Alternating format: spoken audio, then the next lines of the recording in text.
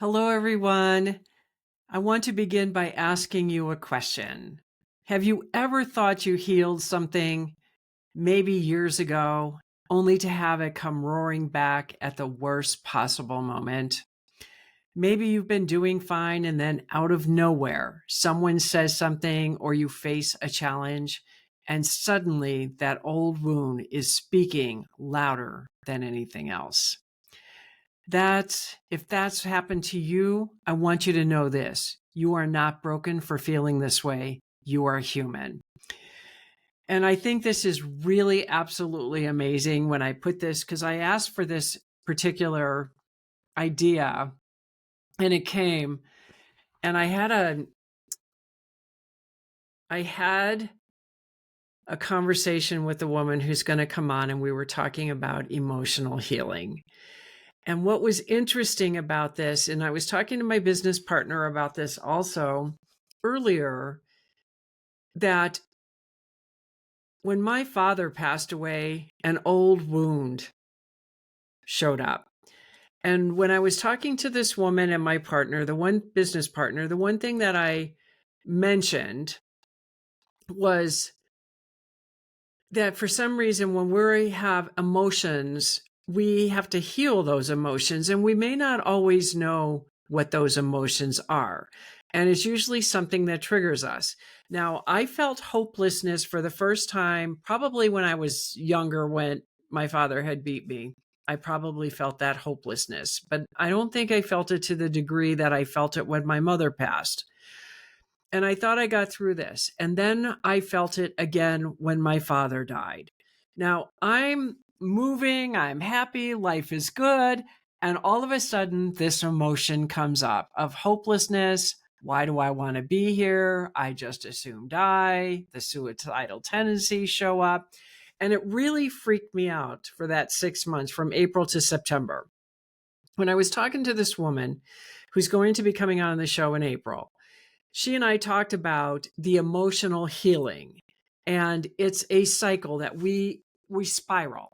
Okay, we spiral, and we don't know that we have these things. And even though I have been moving through whatever this was, and I never gave it a lot of precedence, um, because it was not something that was very strong in my repertoire. But what was the most interesting thing about when I had this feeling and realizing that we're tied to people and we don't break what holds us tethered to this earth until we face it. So when I say be here now, be present, know what's going on in your mind, there's a reason I say that. But it goes deeper than that, because now there's this emotional healing that you need to deal with.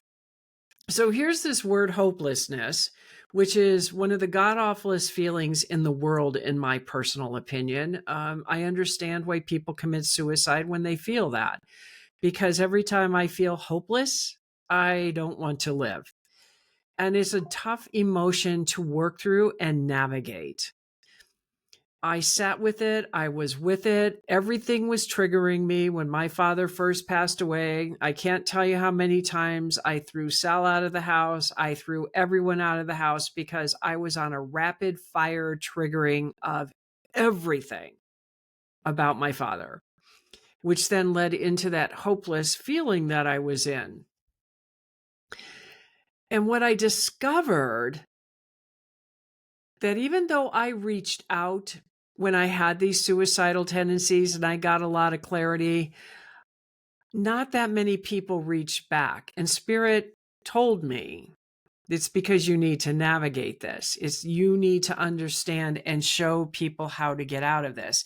Now, I didn't have full clarity yet. I have a little bit more clarity probably in the last several days about it. But what I understand about it now is I needed to navigate it. I needed to understand that we are tethered to this planet through our emotions. You know, there's so much information about how our brain works, how we create drama, we create stories, we watch movies because it's how the brain works. We get involved in our stories. We make stuff up all the time. And part of breaking free and breaking from the shackles of this planet is about being present, being here now. It's also about facing those emotions, going into the depths of hell of you, and find those emotions where they came from and break them. And I think that's the main thing about this one with hopelessness, because my question is always asking, what else do I need to see that is keeping me bound to the earth, that is not allowing things to flow freely or have as much as I want at the moment? I get a lot of information. I do everything that Spirit tells me to do. And I just keep getting this feeling that I'm still not seeing something. And when my father died, there was a big change. I mean, I was not in control. I did not know this feeling was going to come up. I did not know I was going to have the feelings I had. Yeah, there's grief. But grief is so different when it was with my parents for some reason. And I get it, they're my parents. But this grief was so different, everything. And I think what I came to the realization of this was the breaking of, both our parents. I mean, my parents gave me hopelessness. I mean, I learned it from them. And so I took on the male, I took on the feminine aspects of what hopelessness is. And so taking that on, learning about it, and then having to rediscover that it was something that was lying very dormant, but finding it again so I can release it.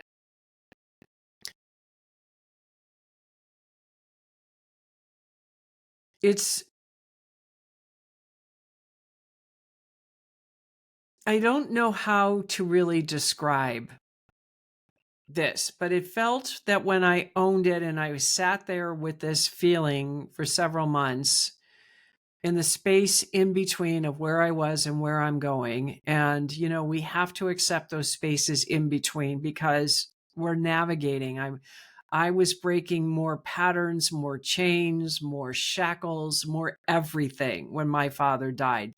There's a freedom that I received in September when I stood on that stage about my story coming out about my father, about the depth of the pain and the abuse that I incurred as a child, the full remembrance of what happened. And I think when I talked about this spiral of where it came from and the shock that I was in, because I was really shocked by this, because I always thought that if you're moving forward and you're doing all the things that I was doing, you wouldn't have these feelings that come up out of nowhere. And this came up out of nowhere. In my opinion, this came up out of nowhere. And I didn't really tie it 100% to the death of my father. But what was happening is that our body holds memories. Our cells hold memories. It's in my energetic field. And I think when my father left, because he had such a hold on me that I didn't know that he had a hold on, but he had a hold on me, that when he died and I could start feeling the cords being removed because he's no longer physically embodied, they're removing from me. And I think when I felt that is like, that's when more stuff bubbled up.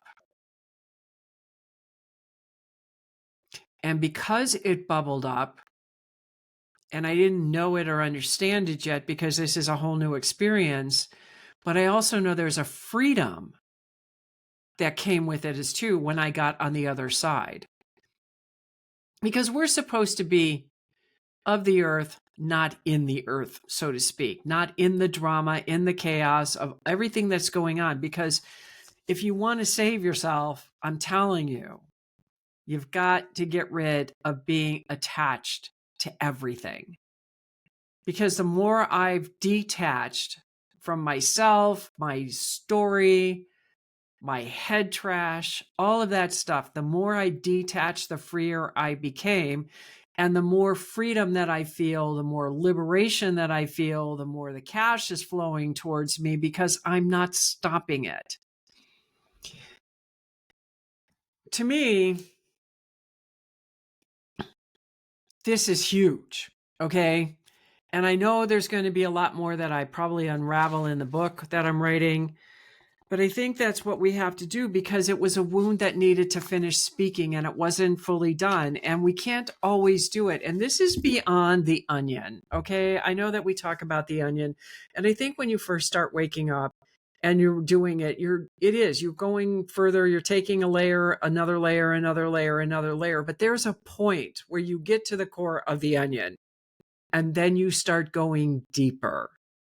And when you're going deeper, you're going further into the essence of you. It's no longer the garbage that you put on, that you created, the mask that you put on. Once all that's off, there's a rawness about you that you don't even know is there. And because you don't know this person, you go deeper. And you're going deeper into you, into what the truth is. Not anybody else's truth, your truth, because your truth is generally universal truth once you understand that.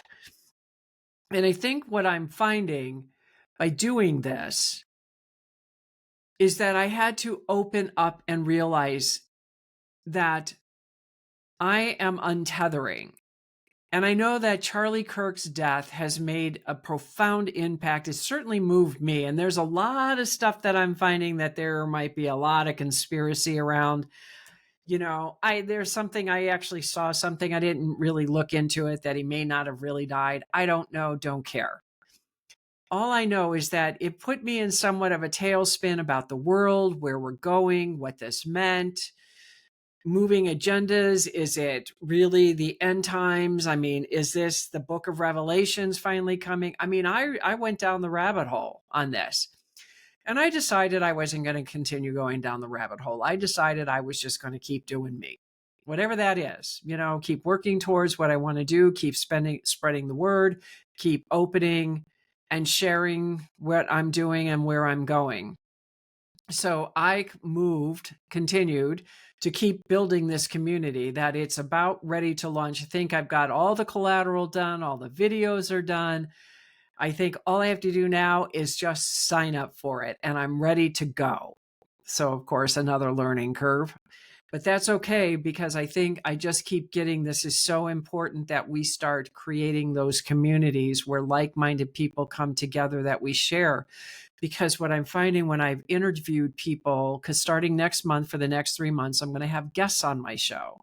I might do one show a month solo. I haven't decided on that. I scheduled for it, but I think I've also filled it up on other months.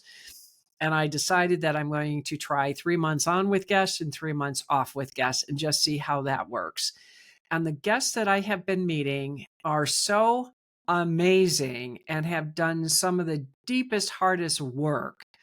And that's what I want, is to bring those gut-wrenching life experiences that they clawed their way out, that they had to take full responsibility for their thoughts, words, actions, and deeds, that they had to learn something, that this is it. It's that they're trying to untether and build something new and be a better person. And then they watch that maybe if they don't have it in this lifetime, at least their children are finding their voice and standing up and setting boundaries. To me, that is huge. That if we don't get what we want, at least the next generation has a little bit more of a fighting chance to survive, instead of God knows what's coming.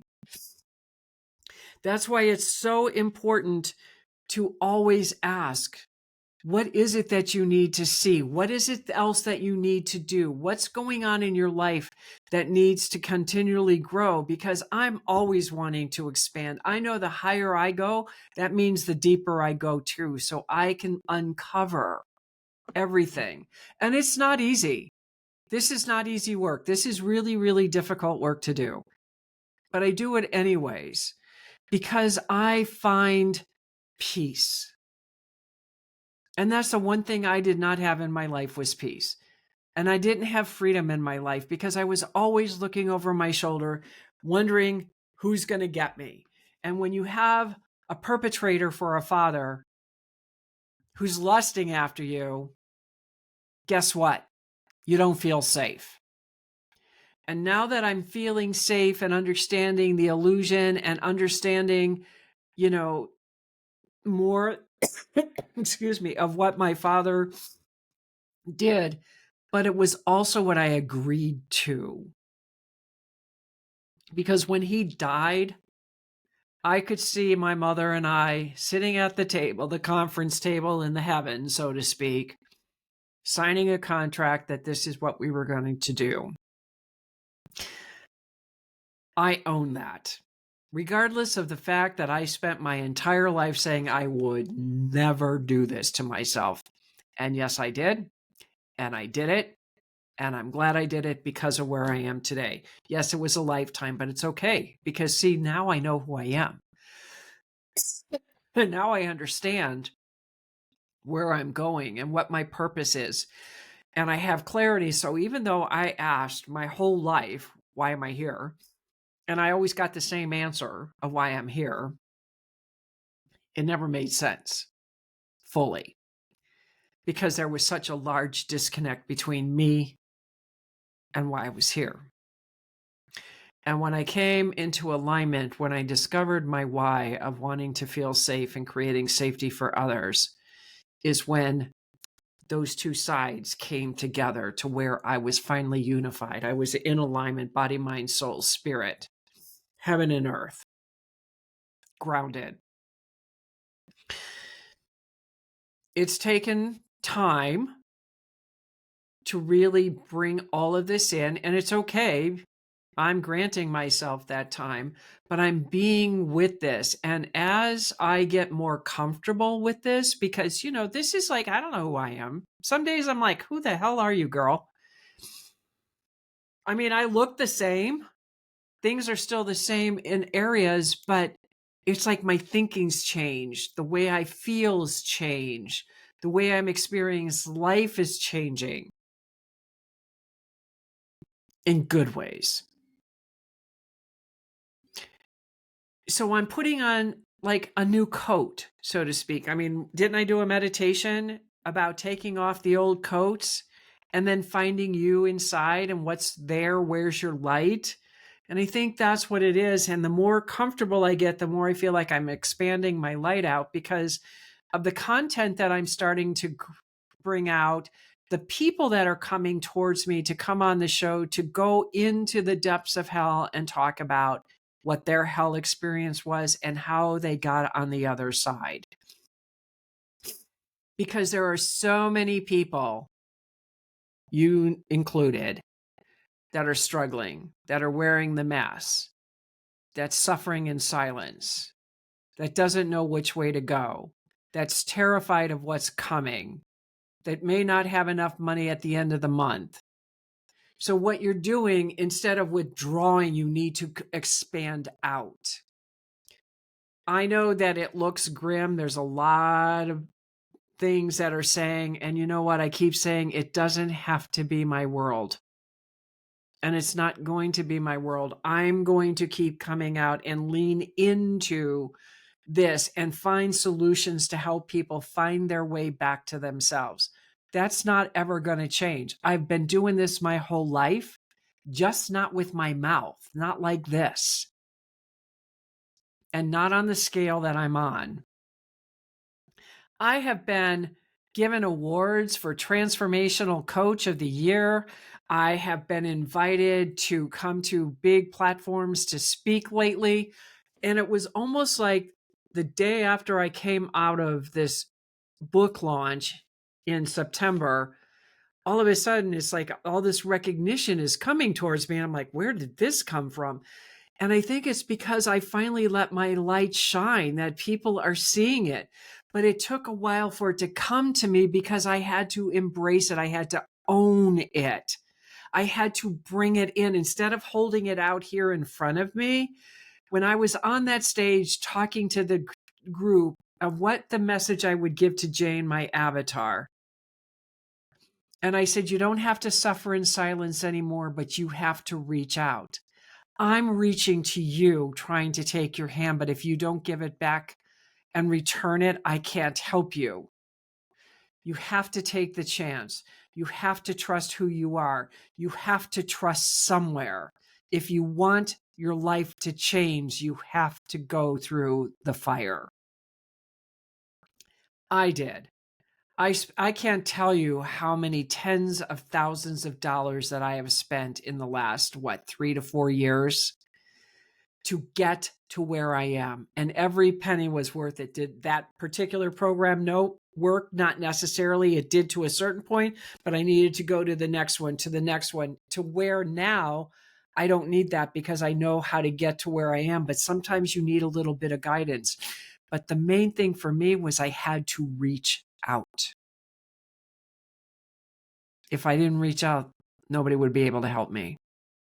So all I can do is bring this to you. That's why I'm building the communities, that maybe you'll feel safer coming out and reaching, being around like-minded people like you, to come in and feel that safe haven, because it's called the spiritual, the I am the light sanctuary is what I'm calling it. And it's about spirituality, empowering yourself, and living free, where we're going to talk about, we're going to have the healing products with the essential oils and CBD and meditations and courses and classes and prosperity, to where the money stuff that I'm also doing is coming there. It's all going to be in a community that whatever you need, I am going to do my best to fill and give you what you need.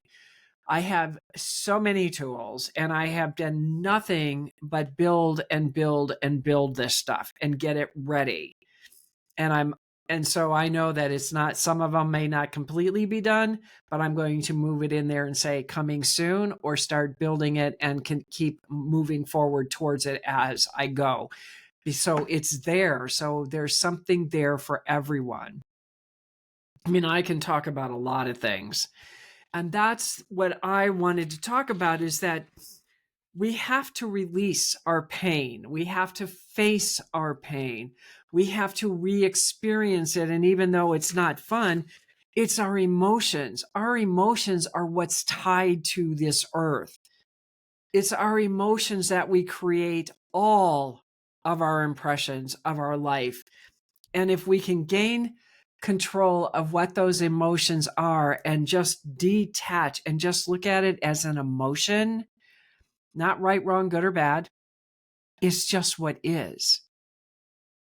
That's what's going to save you. And I had to live through this the way I did to understand this. And I think this hopelessness, thinking it was over when my mother passed, and then my father passed, and 2 months after he dies, I'm sitting here going, I don't want to live. I feel like there's no hope. This world's falling apart. And I went right back down this rabbit hole. And I'm sitting there for 2 months, 3 months, 4 months going, where did this come from? And about 2 days ago is when I realized where it came from. It's been lurking inside of me for a very long time, that needed to have the light on. And to find that one, I mean, this feels even freer. Like all of a sudden I feel like my house is cleaner. I'm cleaner. Everything looks cleaner because I keep asking. Whatever darkness I still have that's not right or in alignment, let me see it so I can change it, and then lean into it. You don't have to do any of this alone. That's the thing. I did it alone, so I can guide you through it. It's a truth for me that I know and I understand. And if it doesn't work for you, then I'm meeting other people that I can send to you. It's not competition. I don't believe in competition. I remember when I did a book's launch. Well, you need to go to your competition. Who's your competition? I said, my competition is everybody who comes on my show. But they're not competition. We're working together. We're talking together. We're supporting each other. It's not competition. And I'm going to keep doing it because I don't care. Because we need to spread the word. We need to shine our light.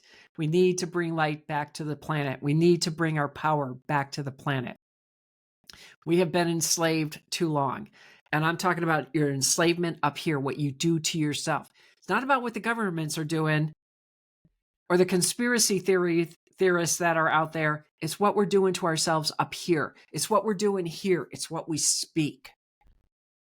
We create our own prisons.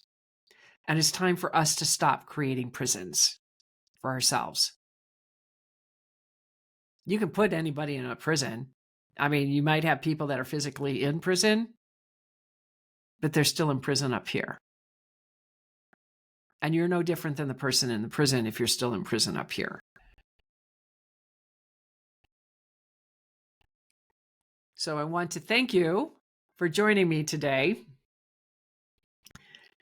And I do have the light activation guide on the Kathleen M. Flanagan site, and I do have more services and coaching that if you wanted to have a 15-minute free conversation with me to see if we could work together, or if you want to just get some help, I am more than happy to talk to you.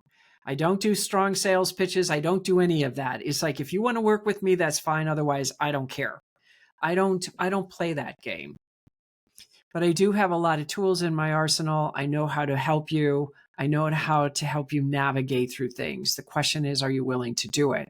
But with the light activation guide, it's one little simple step that you just start taking a baby step, that you start thinking differently, doing things a little differently.